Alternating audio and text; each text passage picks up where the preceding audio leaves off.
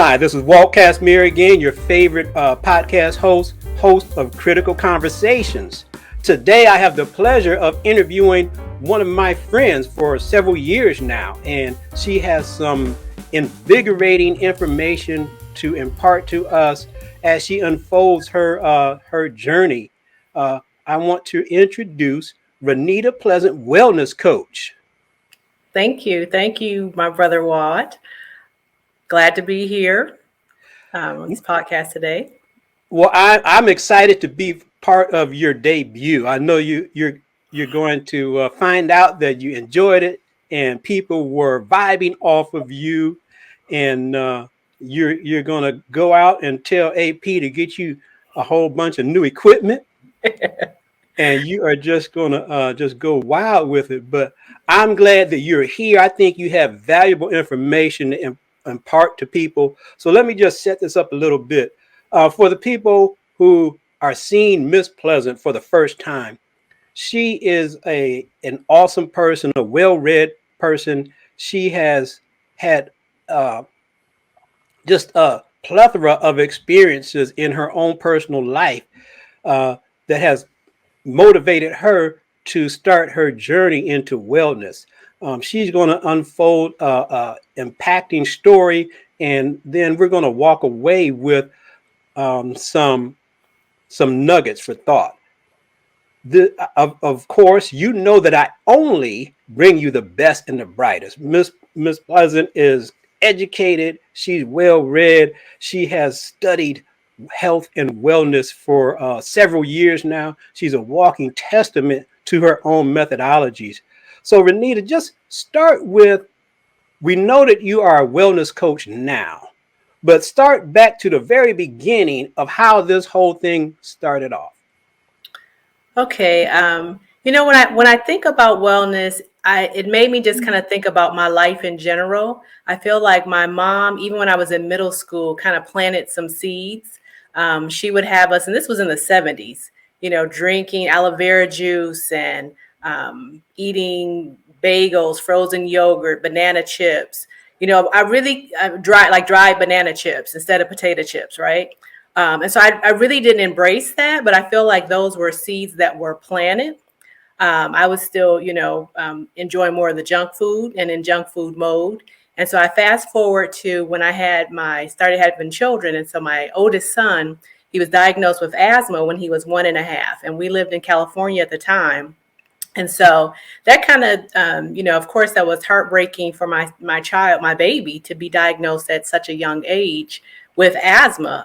And I didn't, really didn't even know anyone who had asthma. So I began to, just do some research. In fact, we were in California, and that's when I actually, and this learned in 2000. So with the high-speed internet. So that's when we had access or, learning about the internet. And so I started, just kind of looking at or exploring what could I do as a mother to help my child, who was 1.5. And if there was something I could do. Of course, I'm, doing what the doctors are instructing me to do, but then just wondering, what else could I do to help as a mom, And so I found a course. It was an integrative health course program, actually. And so I didn't really have time to dive into that program like I wanted to. I mean, I had a 1.5-year-old, a 2-month-old, and a 5-year-old. And so I don't know, what I was thinking at the time in terms of completing the program, but I got all the material. So, I read it, watched, the video tapes. And so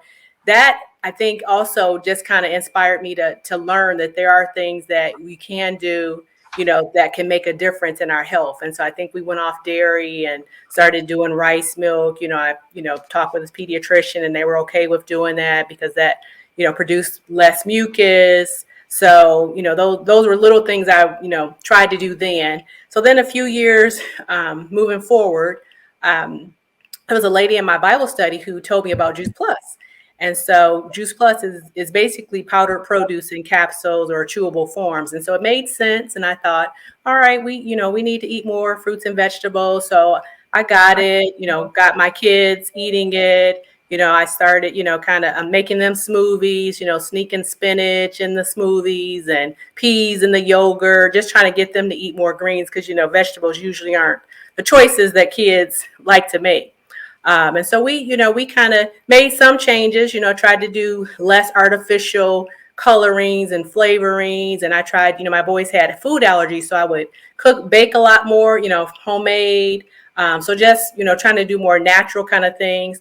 But I think in 2016, when I was diagnosed with breast cancer, that was the wake up call. It's like, okay, so I think sometimes about stuff, but then you think it's, good to know. But to me, that was the wake up call to not only, be concerned about what I know to do, but actually do what I know to be healthier. And I think, I was busy taking care of everyone else. My parents were sick and I, had teenagers at that time. So I was taking care of everybody else, but not myself. So that was the wake up call for me to put me on the list and to realize that self-care isn't selfish. That was also a very traumatic year because I lost my dad that year as well to lung cancer. So that was, when I say just probably one of the toughest years of my life. So, battling cancer myself and then losing my dad to cancer. And then all of, even after that, dealing with his estate, his house. So that was like the couple years it was just a very trying time. I became an emotional eater. So, once I was cancer free and had gone through physical therapy, I did mental therapy, just helping to process all of that. I had gained so much weight because I had become an emotional eater, just trying to cope with everything. So I thought, okay, I got to do something different if I want to see something different. So I actually joined Weight Watchers, and it was, helpful. Learned some tips there. Eating smaller portions, the 0 point foods or fruits and vegetables. So you can eat as much as those as you wanted. Learning to, put my fork down, to eat slower, to listen to my body. So, it was helpful. Great tips along the way. I started doing more movement. I had learned about Pilates like in 2000. So when I was in California, and I kind of did it more, off and on for 20 years, probably more off than on. But at that point, after the cancer, I was like, I'm just getting more intentional in general. So it's like, it's not, how I feel about something, but what's going to help me. So yep. After the cancer and doing the Weight Watchers, like I said, it was helpful. So then my wellness journey was kind of in place for myself. But then in 2019, my brother had some health challenges and was in the hospital, and I was, helping to look out for him. Then my husband had some health challenges. Then I had an aunt who had been a 10-year breast cancer survivor. Her cancer came back, metastasized. She was, had diabetes, high blood pressure. She was overweight, and she ended up passing that year. So that really kind of lit a fire under me and realizing that my journey can't just be about me being well, but I got to expand that to my family and friends and people I know and love. And so there was a friend of mine in my Bible study, in 2019, who had been taking and selling Juice Plus for 20 years. And she was a physician assistant. So I felt like this time around, it was different in what I was learning about Juice Plus because it was more from a health perspective because of her background. Mm-hmm. And then the hospital where I had my breast cancer treatment, they offered a course called FAME, Food is Medicine Every Day. And that was for people who were cancer survivors and going through treatment, really looking at food and how it can support you no matter what you're facing, what health challenges you're facing. So I purchased, and I hope I'm not talking too much. Well, I'll tell you what, since you paused. Okay. Let's take a chance to unpack some of this. I mean, you have given us a whole ballpark of things to think about. So I just some of the things that I caught that I want you to unpack and just really give the people a chance to digest that. Okay. So number one, this wasn't just a one-time event that you read an article or something and said, hey, I should be healthy and I should get everyone around me healthy. It took, unfortunately, several incidents of people's health episodes to where it really motivated you to take action. Absolutely. And I think that is the similar experience with most people. Unfortunately, we are reactionary people. Very few of us actually listen to wise counsel and take action on it. In fact, when people do, especially if they're young people, we say, wow, they're just wise beyond their years. And all they did is really just took action on the things that they knew to do better. So I'm glad that you put that out there for the people, that it's okay if you don't get it right away, as long as you Yes. take action at some point. Yes. And then, so it wasn't just one, it wasn't just two, but I think you named about 4 or 5 different people in your family that had to be affected by food and toxic environments before it really hit home. Well, that's what, yeah. So that was my thing, is like once, like when it hit me, then I thought that was the wake up call for me. Mm-hmm. But then I realized that, sometimes you learn things and you're Yeah. on a journey and you realize it's not just for your benefit. And Mm-hmm. so then the people that I know and love, when they were having those health challenges and wake up calls, then I thought, okay, I can't be silent on what I'm learning. And, I've got to share that. And so it's up to them what you do with what you're Right. told. But Right. it's one thing if you don't know. So that's what Mm-hmm. I feel like I'm doing now. I'm trying to have wellness conversations. So it's like, so maybe, you're praying for something, looking for something. And so this could be the answer for you. So that's what I'm doing now, is I'm having those conversations where Mm-hmm. people are looking at about health differently. I Mm-hmm. think there's so much of a focus often on just weight, when I try to shift the conversation to wellness, because you can be any size and be malnourished. That, we're size 2 to 22 and be malnourished. So I try to, shift the focus to more about wellness and things in our control from what I've been learning, Well, I'm glad you pointed that out for a lot of us, because sometimes what little bit of health literacy we do retain, we think, well, obesity is the enemy. So if I'm not obese, I'm good. But as long as I've known you, you've been slim and trim, and you still contracted cancer. Now I want you to rewind, go back to this cancer story, because you like kind of just fast forwarded to Yes. your remission.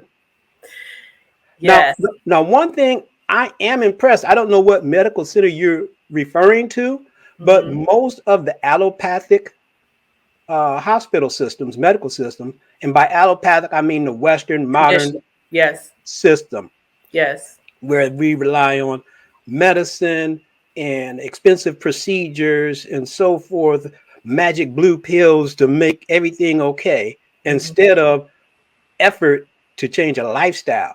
Now, tell me about, how did that progress? Did you just get better from treatment, or was it the combination of your mindfulness, your prayer, your meditation, your support system, and your nutrition therapy, or did the doctors just take all the credit for giving you the treatments?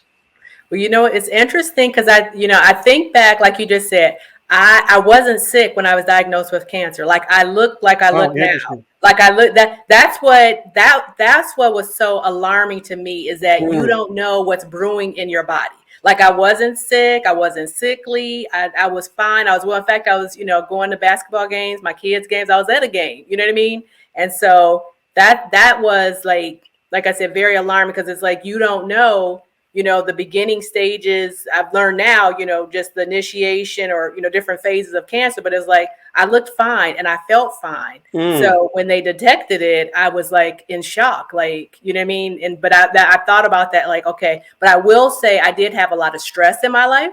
mm-hmm. I led a very high stressful life. Like I said, I was caring for my parents they were in another state. And so Yeah. I did have a very stress filled life, but I still wasn't like sickly, like you think, you know what I mean? Like where I felt some way and had to get it checked out. So I didn't have that experience. But then when I got cancer, it was through a mammogram. I had breast cancer and it was through a mammogram. So I went, traditional treatment. In fact, my mom is also a breast cancer survivor. She's a 21-year breast cancer survivor. So I was familiar, and I had, gone with her when she had her treatments 20 plus years ago, and then my mom's sister who had breast cancer as well. So I was familiar, with people with cancer, with breast cancer, particularly. So I went, the place where I always got my mammograms. I went and they detected something, and it was very early. That's another thing I tell people. I went, got the mammogram, and I would go to the same place every time. So if there was something different, then they would notice it, because it didn't look the same as it did the last time, and that's exactly what happened. So I did went through it because it was so early. I was able to just and I shouldn't say just, because that's what I did mastectomies, and so I did not have to do any treatment beyond that because I was so early. And so I didn't. And so the hospital that I went to, and that's why I feel like it is a unique place, because, and this was years after my treatment, that I even knew about kind of the support and the FAME course that they offer, because even to this day, they really? send me information. What's that? Oh, I was saying that's interesting that you didn't even find out about the support courses and things until afterwards. Yeah, so I don't know if it wasn't in place, when I was going through, going through my treatment in 2016, but in 2019 and even beyond, they offered that course, and it's actually like a 12-week course where they do cooking classes. So it's learning a lifestyle where they're saying, you know what I mean, like where you can learn things, food that can be as medicine, and so it's part of their heart program, part of their cancer program. Okay. So I was like blown away, because they're not saying, we'll just do surgery, chemo, and traditional treatments, but you can also do these things to support yourself while you're, battling. And so that was huge. And that's what I realized, that everybody isn't doing that all traditional. Absolutely not. That is the exception. Yeah, that was pretty. Now, they didn't advertise for me, but go ahead and tell the people what medical center that was, because I'm impressed with that. It was St. Luke's Hospital here in Kansas. Okay. So they offer, and that's why I said they had support, but that class, and I've taken that class multiple times. FAME, Food is Medicine Every Day. I bought the book. I take the class because they go over different recipes. I'm just amazed by in them just showing like inflammation, the role the inflammation plays, and inflammatory foods and anti-inflammatory, and the difference between acute inflammation and chronic inflammation. So I just felt like this is amazing to know about, because you're thinking, you're doing your cancer treatment, but I feel like it's not just when you're battling cancer, but it's even afterwards, because you don't want to hear you got cancer again. So if there's something I can do, and that's what I feel like now, I'm trying to stay cancer free. So now, in a moment, I want you to go down a couple rabbit holes and tell us about the inflammatory foods and the anti-inflammatory diets. But I want to go back and pick on the allopathic system for just a little bit. Okay. Because you actually had a good experience. But from my experience, over 25 years in healthcare, I have observed that most of the doctors, especially oncologists, are not favorable about the ancillary therapies. They don't promote the food, the therapeutic food. They don't promote any other thing except for chemo and radiation and surgery. So kudos to the hospital. I don't know if your doctor was actually advising you to do that, but at least the hospital had that in place. The only hospital system that I really know of that's really promoting the whole wholeness approach is the American Cancer Centers of America. Now, they have 2 or 3 locations throughout this United States. They are not advertising for me. They're not paying me, but I was impressed, at least when they first started advertising. Now, if you see their commercials, they really don't even talk about the non-traditional treatments much anymore. Now, I'm assuming that they still have the integrated approach, but it's not in the forefront anymore. But that is one of the places that I know at least they started off offering a whole integrative approach. And it's definitely needed. We have to put our bodies in position to heal, because we do live in a toxic environment. We do have a inflammatory diet.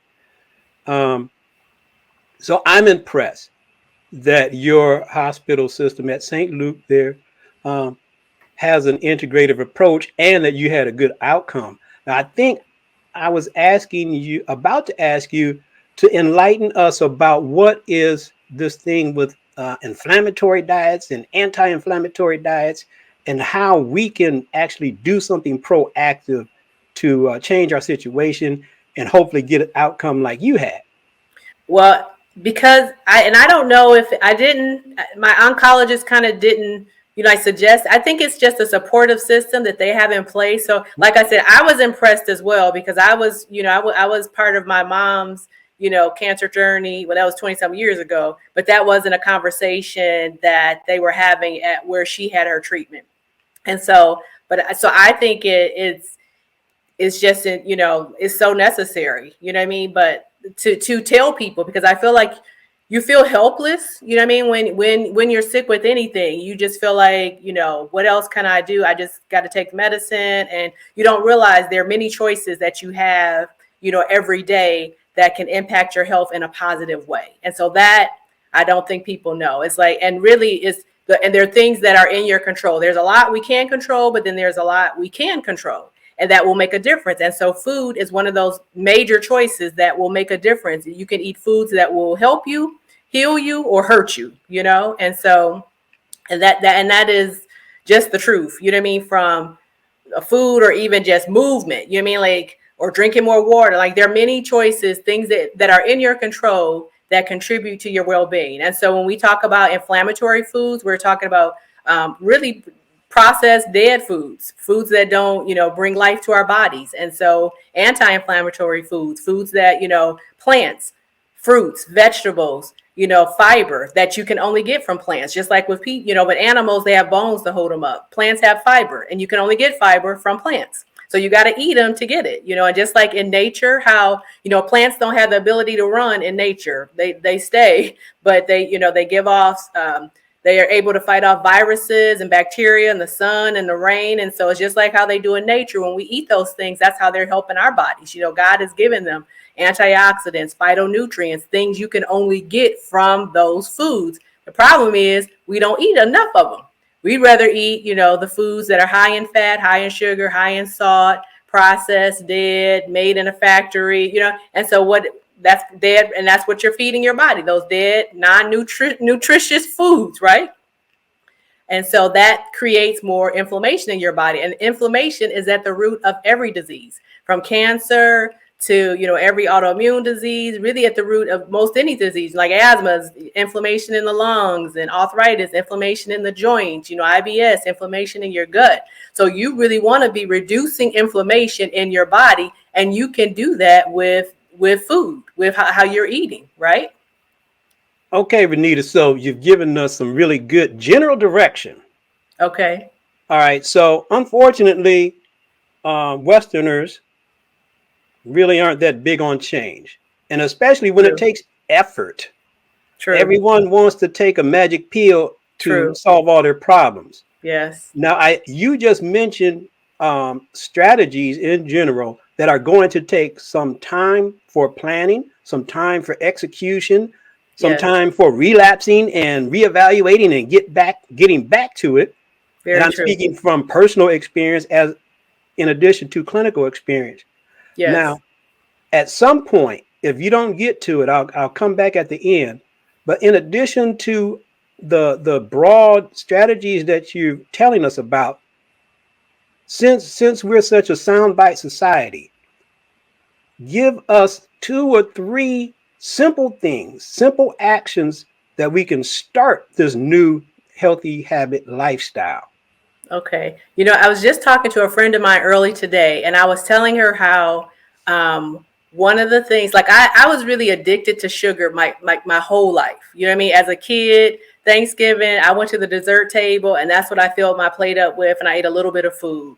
Even as an adult, whenever I went out to eat, I would eat, half my food and all of my dessert. And I'd pick the restaurant based on the dessert selection. Even when I did Weight Watchers, I still ate dessert. I was just addicted to sugar, right? So I was just sharing this earlier today, and I was telling her one of the things that Juice Plus helped me with was it changed my cravings. And I remember hearing different people, in the community sharing how They called it metabolic programming, really kind of like changing your cravings. And so what happens though, like really our cravings come from, well, maybe you don't, but anyway, our cravings come from our gut. So it's kind of like if we're just eating a lot of processed foods, that's kind of what we crave more of. And so one of the side effects, or what I noticed when I started taking Juice Plus, which is 30 different fruits and vegetables in a capsule, it changed my craving. So over time, I didn't eat dessert. Like to this day, I do not eat dessert. Like when I go out to eat, I don't crave it. I literally sometimes will go through Chick-fil-A to get a large fruit cup. Like it changed. I remember laughing at people who, I used to laugh at people who got a salad when they went out to dinner. Cause I was like, me and my daughter would laugh. I'm thinking if I'm going out to eat, I'm getting a gourmet meal, something I cannot prepare myself. Now I actually will get a salad to go and enjoy it. So it has changed my cravings. But what I've learned is that fruits and vegetables is like food for the good bacteria in my gut. So the more I'm eating that, it's helping them to multiply, which is changing my cravings. So it's not just me having willpower, just sheer willpower, and yes, I'm going to change. It's like it really helped me because it changed my cravings. And so now I crave more fruits and vegetables. So because I crave it, I eat more. So I know it sounds like that is a simple thing, but it has been like one of the easiest things for me to do, and it has been the most impactful for me personally. So now, which I think is great because like I said, I was addicted to sugar, and sugar is helping, increase inflammation, which I don't want because I don't want to hear cancer again. So I feel like that really helped me. It was the catalyst in helping me to change, because it took me some time to get to how I eat now. It was a few years, like you just said, you can't just overnight, I'm going to just change, I'm going to start doing, and that's what I don't want people to think is that you're not looking for perfection. You're looking for progress, right? So it's small changes that can be very impactful. So it's like moving in that direction. Even now I'm not legalistic. Like I will never eat sugar. Like I want, like 80-90% of my diet to be more whole food, plant-based. And then I leave my 10% garbage. You know what I mean? But we tend to do the opposite. It's like we do the 10%, like I had broccoli last week, and then the other 80-90% is the garbage food. So just making progress towards, doing better. So it's progress, not perfection. Right. I like that. Is that yours? I read it somewhere. I read so Okay. many books. So I read it somewhere. So, all right. I like that. I'm going to add that to my repertoire. Yeah. Now, I noticed that you haven't named specific diets. And I'm okay with that because personally, I don't think for the person that has the standard American diet, it doesn't make a difference what you try, the Mediterranean or this or that. Anything is better than the standard American diet. Now, you mentioned that you changed the content of your diet, but did you also reduce your quantity, your serving size? Tell people about what a real serving size is. A lot of people don't even get that. Okay. So I felt like what helped me, like I said, there were some things I learned with my Weight Watchers in terms of portion control. So I started kind of eating like just like even if I went out to eat, I would just, pack up half of my food. And then that way I'm just kind of eating what's on my plate. And then I would eat slower.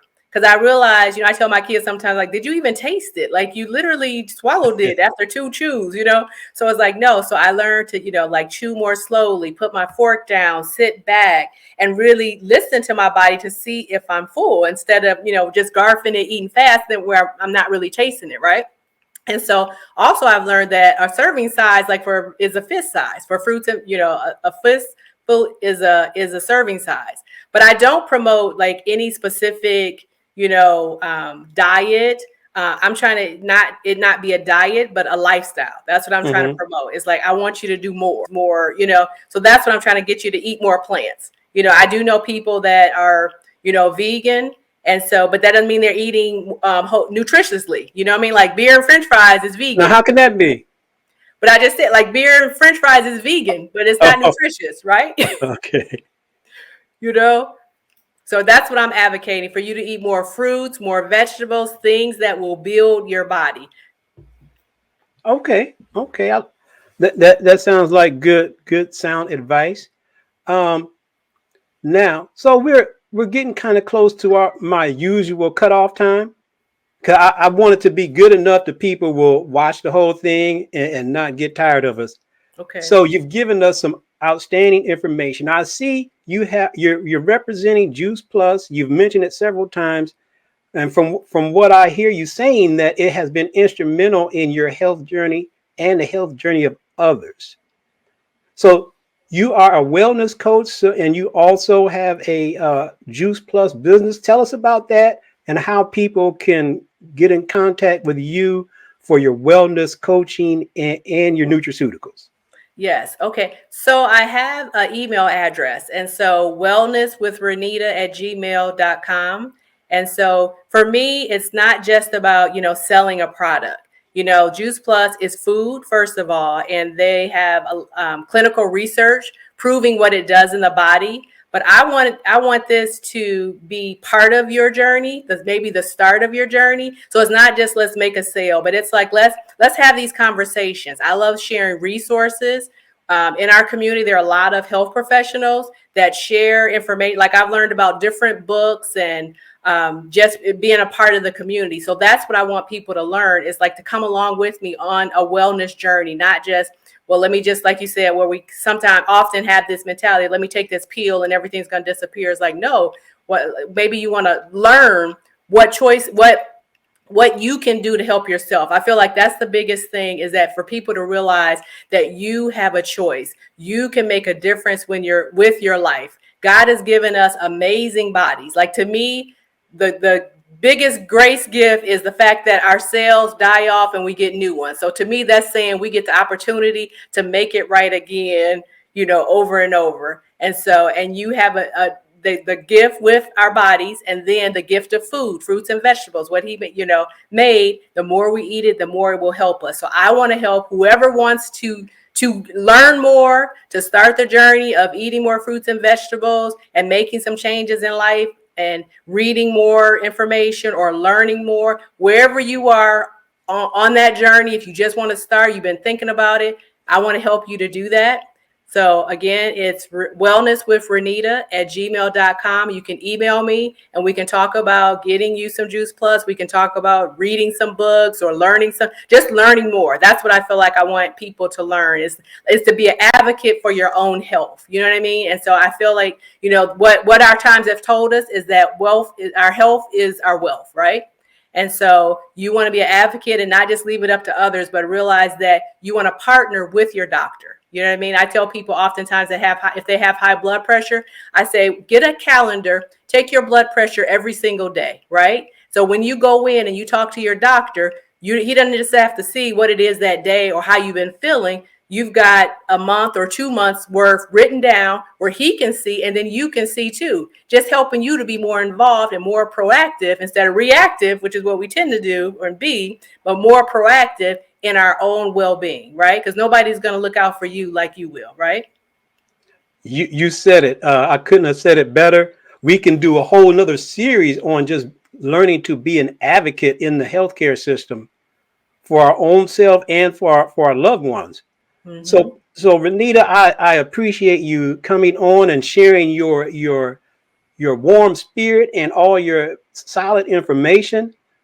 People, there you have it. I told you I only bring you the best and the brightest.